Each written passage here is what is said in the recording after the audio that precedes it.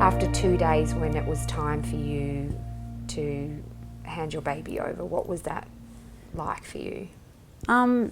Yeah, that was, you know, to have the funeral director there and to choose a coffin and to, you know, all the practical nature of, you know, disposing of someone you love, you know, of letting go of being close to them, being able to see them, and all of that's, they're tough decisions to make, and you don't want to ever see a coffin that size. No, my gosh.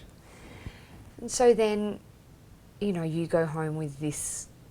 With nothing, actually. You've gone from 3 to 2 to 1 to going home by yourself. Yeah. How do you go on? Like, how did you go, okay, I'm going to get back up and I'm going to do this again? Well, that didn't happen immediately. I mean, I didn't even, like, I wouldn't let myself escape what was by going, you know, a bit like what I'd said earlier. I didn't want to, you know, try hurdle over all these other feelings that I knew had every right to be there. So, you know, I'd experienced enough death to know that those 7 stages are there for good reason, and there's no avoiding them unless you want to spend twice the amount of time going backwards and forwards through them, you know, because they will creep up on you when you least expect it, you know. A smell or a sound or a music or, you know, an image, or, you know, there's no avoiding grief in life. That's just that. Let's just accept that. And I knew that from, you know, what life had taught me. So I didn't try to avoid it. I wasn't rushing to a decision. I just wanted to get through that period. And I thank God for my dog, my home, my friends, my husband, food, my bestie who would come over and massage my crooked body. Yeah, I just tried to take care of what was and try to survive what isn't.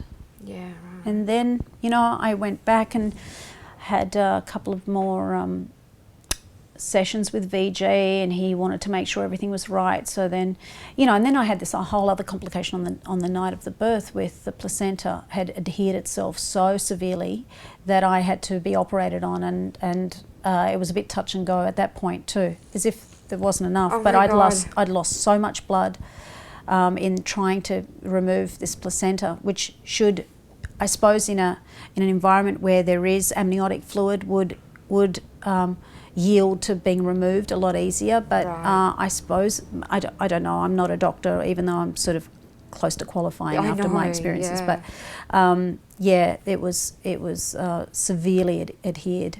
So that was, the loss of blood was enormous, and you know, I think I went through 5. You know, when I woke up in that theatre and I saw the nurses around me and they were all sort of looking a bit shook up, I said, "What's up?" And they said, "Oh, we've never seen VJ like that before." I mean, it was a little bit touch and go, but that was fine.